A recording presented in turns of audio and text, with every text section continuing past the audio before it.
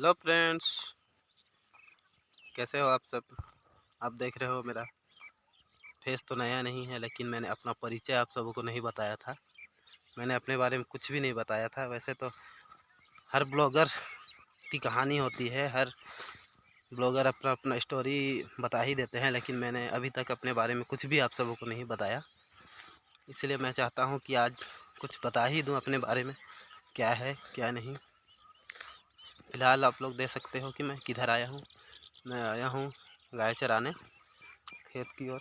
वैसे तो आप सब जान ही गए होंगे कि मैं गांव से हूँ, गांव का रहने वाला हूँ। गांव में ही बस अपना खेती बाड़ी जितना हो पाता है करता हूँ। तो चलिए गैस, मैं आप सबको बताता हूँ अपने बारे में। दोस्तों, मैंने सोचा क्यों ना मैं ब्लॉग बनाऊँ, इसीलिए मेरे मन में अचानक ख्याल आया और मैंने ब्लॉग स्टार्ट कर दिया। ब्लॉग स्टार्ट करने से पहले तो मैं यही सोचता था कैमरे के सामने अपना फेस कैसे लाऊं, क्योंकि मुझे बहुत शर्म आती थी। कैमरे के सामने कभी भी बोला नहीं था, इसीलिए तो मैं सोच रहा हूं कि कैसे आऊं। फिर मैंने सोचा इस सब टेंशन को रखता हूं साइड में और बस बेखौफ होकर बस अपने कामों में जो सोचा है उसमें लग जाता हूं। और मैं उस काम पे लग गया और लगा ब्लॉग बनाने। तो आप सब को मालूम नहीं होगा, मैंने पढ़ाई की है अभी 12th तक, क्योंकि घर के अच्छे कंडीशन नहीं थे, इस वजह से मैं पढ़ाई नहीं कर पाया। और 2014 में मैंने अपनी पढ़ाई छोड़ दी और मम्मी पापा जो कि काफ़ी बूढ़े थे उनकी देखभाल में लग गया। और फ़िलहाल अभी 1 महीना हुआ है, मेरी माताजी का देहांत हो गया था। मैंने अपने दूसरे ब्लॉग में बता ही दिया था इसके बारे में कि मेरी माँ इस दुनिया में नहीं रही। तो उसी की वजह से मैं ब्लॉग कंटिन्यू नहीं कर पा रहा हूँ, क्योंकि मुझे बहुत सा काम होता है, बहुत सा काम करना पड़ता है।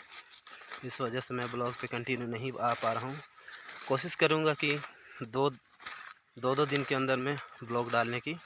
तो फ़िलहाल तो मैं अभी मोटो ब्लॉग वगैरह नहीं कर सकता, क्योंकि मैं गांव से हूँ और घूमना फिरना ज़्यादा नहीं हो पाता।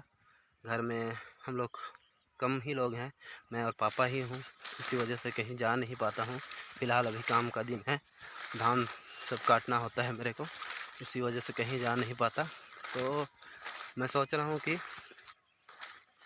अगले महीने से मैं आप सबों को डेली ब्लॉग अपने बस विलेज से जुड़े हुए या तो लाइव ब्लॉग डेली ब्लॉग दिया करूँगा। पापा को देखना होता है क्योंकि वो भी काफ़ी बूढ़े हैं और माँ की याद में अभी वो भी अपने आप को रिकवर नहीं कर पाए हैं। तो मुझे ऐसा होता है कि मैं उनकी देखभाल ही करता रहूँ, ऐसा लगता है, क्योंकि मैं कहीं जा नहीं पाऊँगा, क्योंकि उनको देखना भी बहुत ज़रूरी है। बड़े भैया हैं, वो तो रहते हैं बाहर कहीं शिमला की तरफ रहते हैं, काम वाम करते हैं उधर ही, क्योंकि अभी उनको पापा को मेरे भैया की भी ज़रूरत थी, क्योंकि अभी माँ फ़िलहाल ही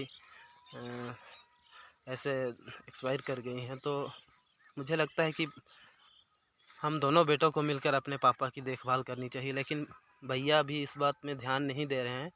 लेकिन मैं क्या करूं, मैं तो अपने पापा को जैसे भी देखूंगा उनकी देखभाल करूंगा। वो प्रतिदिन पापा मेरे बहुत ही परेशान रहते हैं। बस जहीं कहीं से भी मैं घर जाता हूं, मैं तो क्योंकि खेत तरफ आना पड़ता है गाय सबको लेके, इस वजह से जब मैं घर जाता हूं शाम में तो वो परेशान ही दिखते हैं। तो मैं बोलता हूं परेशान नहीं होना है, क्योंकि मम्मी तो आएगी नहीं, वो तो चले गए हैं। एक ना एक दिन हम सबको भी छोड़ के जाना है। तो वो बात तो हाँ हाँ बोलते हैं, लेकिन बाद में फिर वही सोचने लग जाते हैं। तो मैं उन्हें खुश रखने की कोशिश करता हूँ। मैं माँ की याद आने से उनको, मतलब माँ को याद करने से उनको रोकना चाहता हूँ, लेकिन कैसे कहूँ, वो तो मानते ही नहीं ना। मैं अकेला अकेला छोड़ के उनको आ जाता हूँ इधर, तो अकेले पड़ जाते हैं, तो बस सोचने लग जाते हैं। दोस्तों, कैसे उनको मैनेज करूँ, मुझे तो बिल्कुल समझ में नहीं आता है, लेकिन क्या करूँ, मेरे पापा हैं, उनको सेवा तो करना ही पड़ेगा ना। माँ बाप से बढ़कर इस दुनिया में कोई है ही नहीं। हर बेटे को अपने माँ बाप की सेवा ज़रूर करनी चाहिए, क्योंकि माँ बाप ही वो असली दौलत है। क्योंकि माँ बाप नहीं है ना तो हम लोग भी नहीं हैं, अगर माँ बाप है तब हम लोग हैं। माँ बाप के बिना घर कैसा लगता है ये मुझसे पूछो दोस्तों, क्योंकि मेरे ऊपर जो अभी बीत रही है उसे मैं आप सबसे शेयर कर रहा हूँ। माँ बाप के बिना बहुत ही तकलीफ़ महसूस होती है। माँ अभी नहीं है, मुझे क्या बीत रहा है दोस्तों दिल पे। बार बार मुझे भी याद आ ही जाती है माँ, क्योंकि कहीं से भी आता था तो बस मैं माँ को ही पूछता था कि माँ क्या कर रहे हैं। अगर नहीं दिखती घर में तो पापा से भी पूछता था कि माँ कहाँ है। इसलिए मुझे बार बार माँ की याद आ जाती है, लेकिन मैं अपने आप को पापा के सामने दिखाता नहीं हूँ कि मैं माँ को याद करता हूँ, क्योंकि अगर मैं उनके सामने अपने आप को कमज़ोर साबित करूँगा तो वो भी अपने आप को संभाल नहीं पाएंगे। इसी वजह से मैं बस लगा रहता हूँ उनको मनाने में और खुश रखने की कोशिश करता हूँ हमेशा। और तो मैं अपने बारे में क्या बताऊँ, बस पापा की अभी फ़िलहाल सेवा करना है। और जैसे भी अपने जो भी मैं डेली व्लॉग डालने की कोशिश करूँगा, आप सब बस इसी तरह मेरे वीडियो में प्यार देते रहें, क्योंकि पापा से तो मैं बहुत ही प्यार करता हूँ, क्योंकि उनको मैं छोड़ नहीं सकता ना। उनके किसके सहारे छोड़ूँ, क्योंकि मेरे पापा जो है काफ़ी बूढ़े हो चुके हैं, चलने में भी असमर्थ हैं। किसी तरह बस घर में ही रहते हैं, आंगन तक ही सीमित है वो, निकलते हैं घुसते हैं बस उतना ही वे सीमित है अभी। तो फ़िलहाल मैं उनकी बस सेवा में लगा हूँ।